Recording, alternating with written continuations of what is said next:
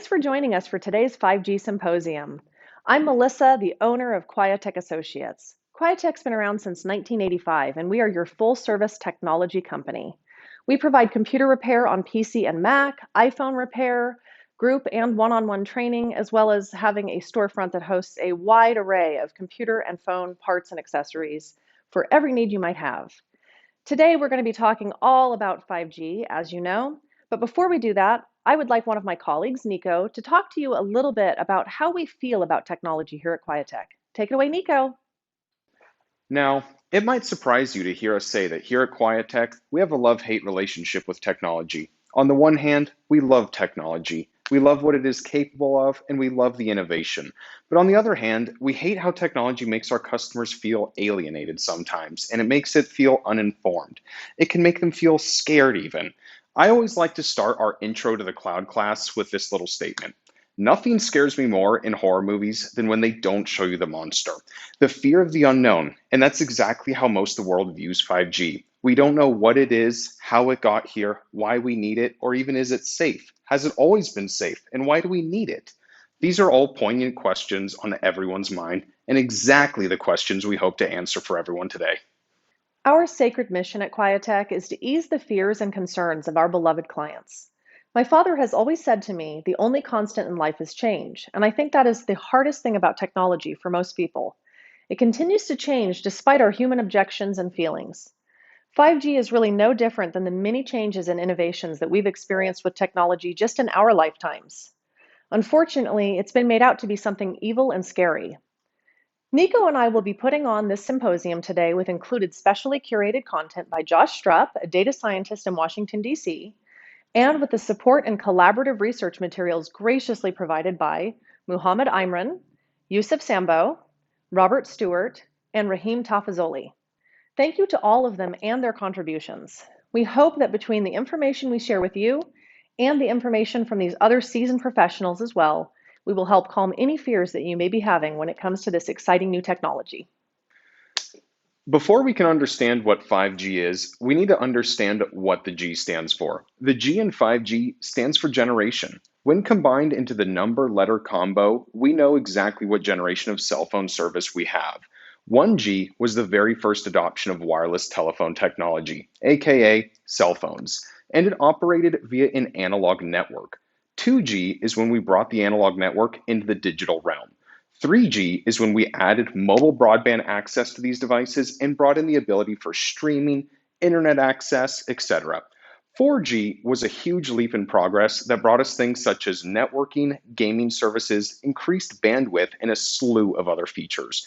And now 5G is yet another leap forward in technology for not only speeds, but also in infrastructure. So in short, you can think of 1G, 2G, 3G, 4G, and now 5G as being a little bit like 10 miles an hour, 20, 30, 40, and even 50. So basically, the increasing numbers are just a nerdy way to say it's faster. Next, let's explore the basics of how cell phone towers fundamentally work. When you want to make a cell phone call, technology has to move your voice from literally one part of the world all the way to the other. To do this, cell phone companies use a grid-like system that routes all calls and text messages to where they need to be. The system is nearly identical to the way roads are set up here in the US. There are several pathways and lanes that a cell phone call can take depending on what's quickest and easiest for the cell phone company. However, instead of roads, freeways, and highways, our cell phone calls travel by hopping from cell phone tower to cell phone tower. The technology that these cell phone towers use to communicate with each other and with your cell phone is what's actually being upgraded to 5G. So essentially, the 5G upgrade is about improving the infrastructure of how we're all connected. Think of 5G upgrades like repaving our roads to make them fresh and new, not like leveling a city and building new roads. You might also think of it like a coffee shop. We're going to have Josh Strupp explain that a little bit more here. Hello, everyone. My name is Josh Strupp. I am a writer. I am a web designer based out of Washington, D.C. You can check out my portfolio if you like at joshstrupp.com. And without further ado, we're going to talk about 5G today. What I'm going to do is just read an excerpt of an article I wrote not too long ago titled 5G Networks as Explained Using a Coffee Shop Metaphor. The idea is to take this really abstract technology, that being 5G, and to add some color, namely in the form of narrative and some visuals, to explain this really somewhat confusing, somewhat mysterious technology. So without further ado, 5G explained using a coffee shop metaphor. Coffee shops. At this point, you can live without them, but coffee shops in cities look very different from coffee shops in suburban areas. In the suburbs, you've got your big coffee shops, you know, the ones with couches and lounge chairs, community tables, and plenty of those precious outlets if you're someone who works at a coffee shop. So spacious, so cozy, and so familiar. There is a catch. They are not close. If there was a cappuccino at the end of every cul-de-sac, we'd all be better off. But alas, we must take our cars some distance to get to a local coffee shop. But in cities, there are coffee shops on every corner. They're always in walking distance, or at least they're usually in walking distance, and they match the fast-paced lifestyle of a city dweller. They're designed not to provide space and comfort like our suburban shops, but to enable consumers to get in and get out. Okay, so let's break this down in the form of a metaphor. Your coffee is your data, bouncing back and forth between your workplace and the coffee shop. The roads are the spectrum or the wireless waves that are carrying data between your device, and that could be your workplace, and the cellular access point, that being the coffee shop in this metaphor.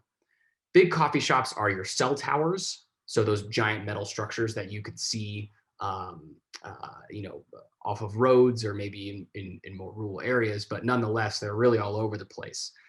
And those transmit 4G, right? Giant cell towers, you can't put them smack dab in the middle of a city.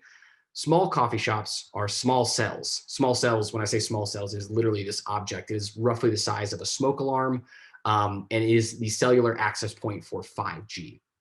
So in this example with this graphic here on the left, again, your data is the coffee, right? In this case, let's say you've picked it up right here. See this red pin? This is your access point. This is where the data starts and is transmitted from.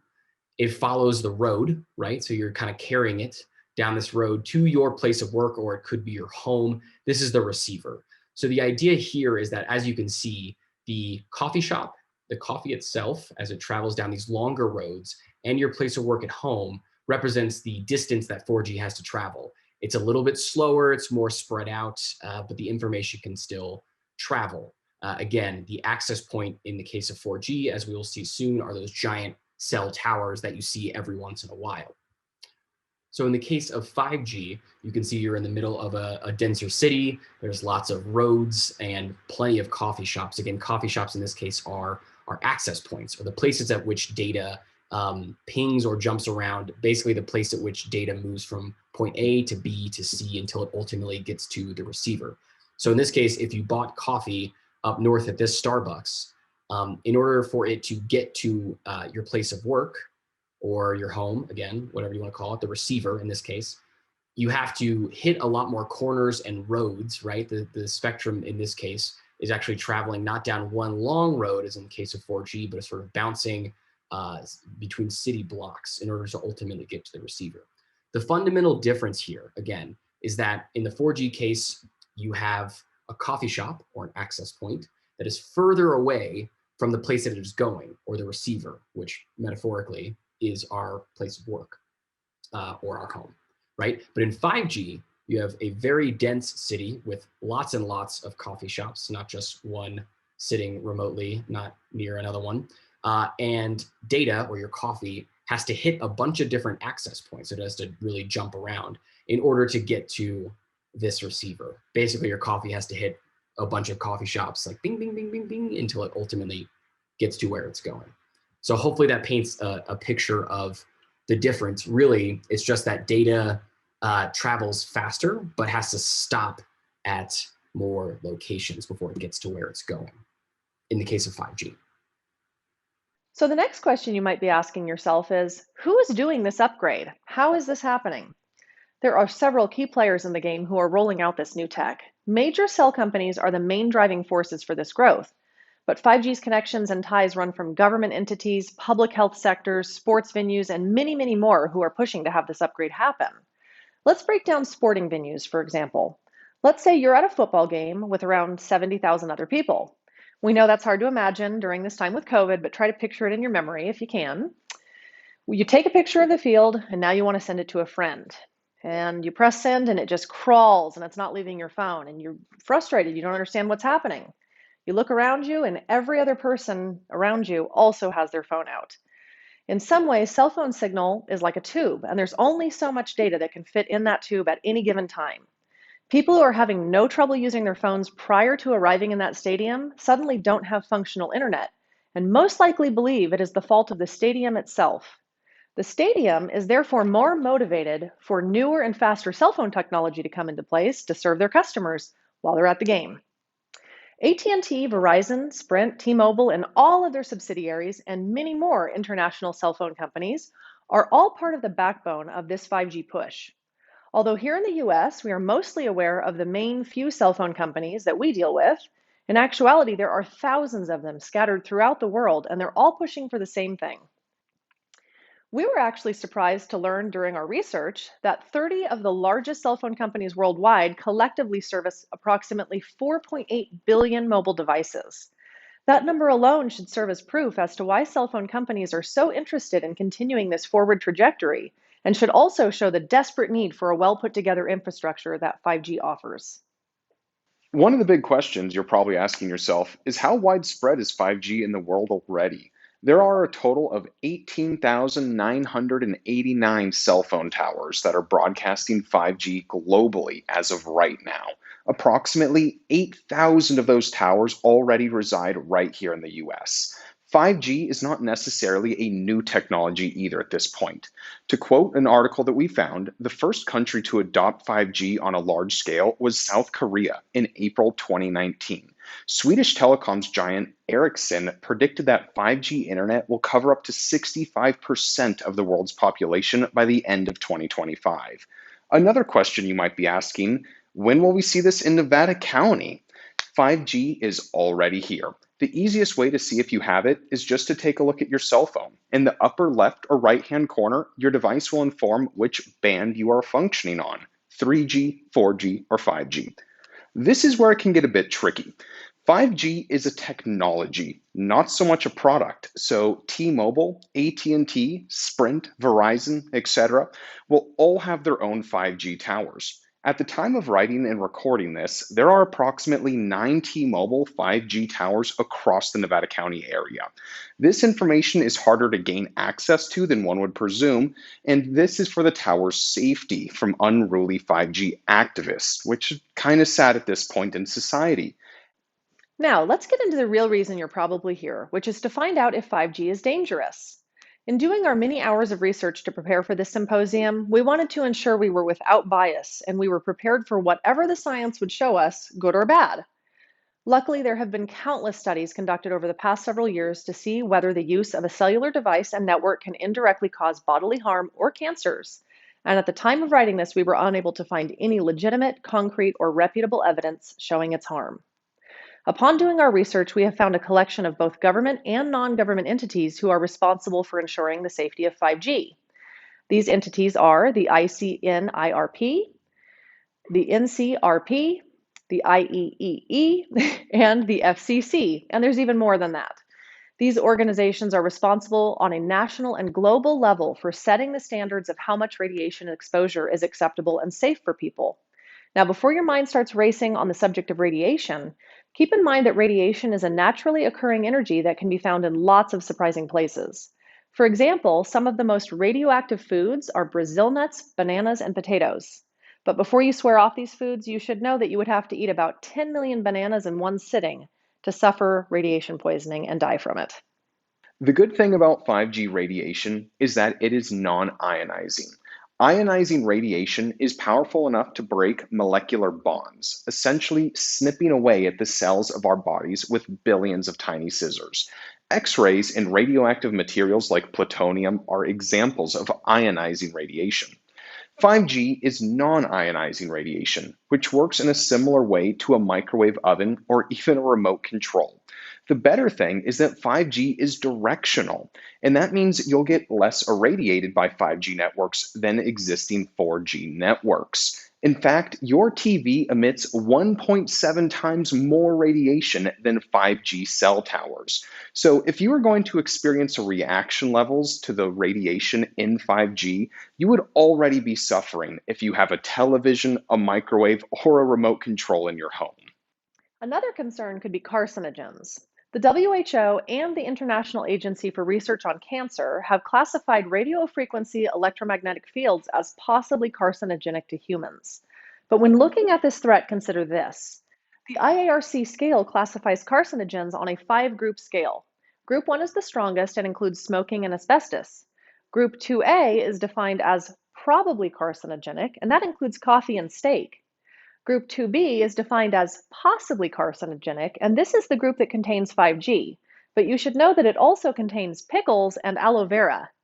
The ICNIRP revised their guidelines as recently as 2020 and stated restrictions have been set to ensure that the resultant peak spatial power will remain far lower than the required to adversely affect health.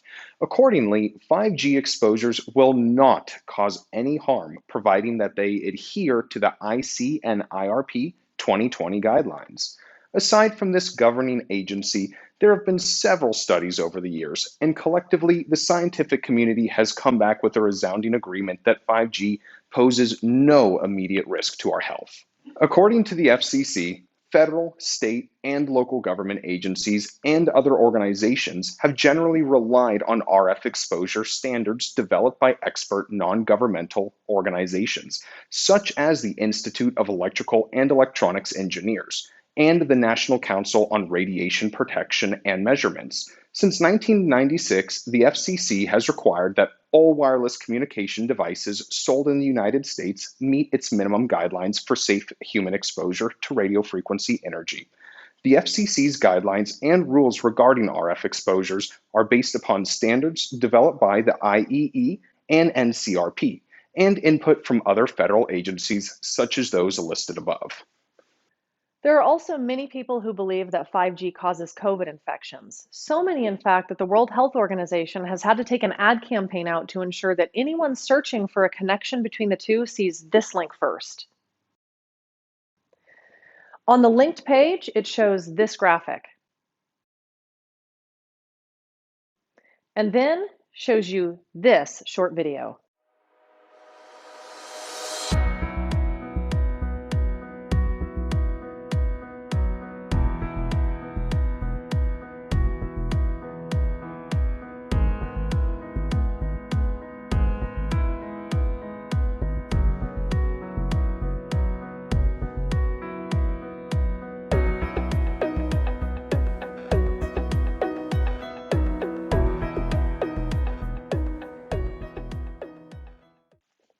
As we previously mentioned, there are several entities in the world who are responsible for thoroughly understanding and facilitating the research of the effects of cellular radiation. These agencies are doing incredible work to keep the world's citizens informed, connected, and above all else, safe. Here's what some of them have to say about the safety of 5G.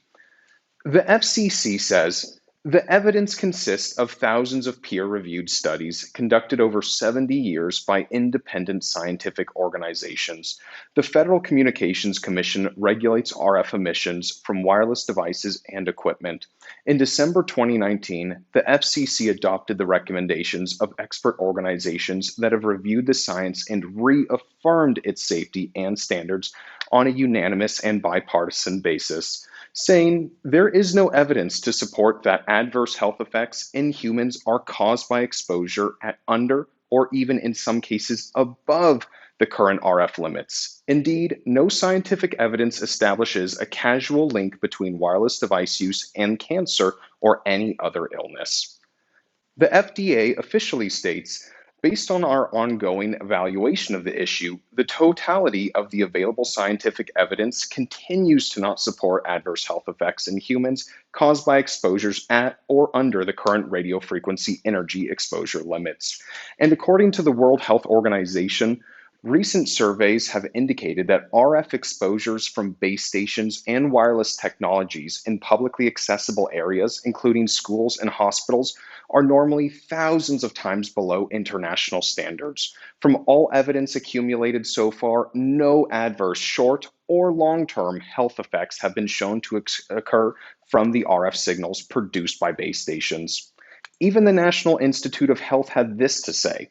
Although many studies have examined the potential health effects of non-ionizing radiation from radar microwave ovens, cell phones, and other sources, there is currently no consistent evidence that non-ionizing radiation increases cancer risk in humans.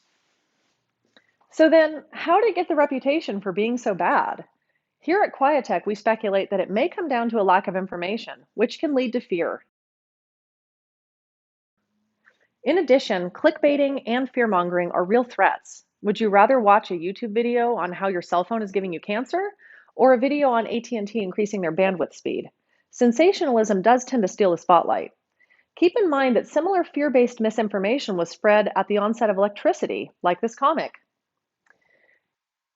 Humans having a healthy sense of awareness and caution when approaching something new is a fantastic evolutionary trait that has been essential to our prolonged time on this planet.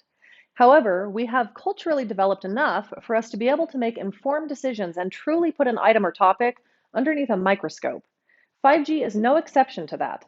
Just as everything else in life, it's important to be able to question and seek more information before just accepting something. Now that we've talked about all the bad stuff, let's talk about the good.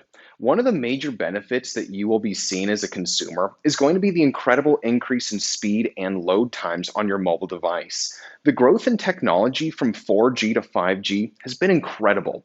Just for comparison, here's a video comparing speeds between a 4G and 5G network. For comparison, the difference in speed is pretty noteworthy. If I was trying to download a 20 gigabyte file, which would be the equivalent to a high quality movie, and was using a standard Nevada County DSL connection, I would have to wait about 40 hours to watch that movie. If I was on a Comcast connection, it'd be about 28 minutes. On 4G connection, it would be about a 35-minute wait time. But on a 5G connection, it brings the download time all the way down to a minute and 53 seconds. In our research, we were actually shocked to discover how much faster 5G is than 4G, and it absolutely crushes the local internet options we have here in town. When 5G fully rolls out in our area, it could represent a real alternative to our stunted wired connections currently available. In addition to amazingly fast internet speeds, 5G will also bring job growth. 5G is projected to bring an estimated 3 million new jobs to the US in a quote by Verma Dayton. This type of growth is unprecedented and a welcome change to it in a time where COVID has put an immense amount of families out of work. Sectors such as the medical field are excited as well and welcoming the 5G upgrade for aiding things such as telemedicine, home monitoring of blood pressure and heart rates, and much more. In fact, the technology for performing remote surgeries is even being developed with 5G. 5G isn't just about turbocharging the connection on your phone. The other big attribute of 5G is its responsiveness. While you may not notice it when you pull up a website or FaceTime your mom, there's always a slight delay from your phone pinging the network and you getting a response. But with 5G, there is no lag. That opens the opportunity for new kinds of wireless applications like telemedicine. As an example, Ericsson has set up a demonstration where you can perform surgery using a VR headset and a special glove. The glove controls a robot arm that's a few feet away, although it might as well be in another state. It's that robot arm that actually cuts into the body. Lined through the glove are haptic feedback motors that buzz when the tip of the arm touches the organ, giving you the sensation that you're actually touching it. That kind of precise control the surgeons require, and the instant feedback can only happen with the responsiveness of 5G.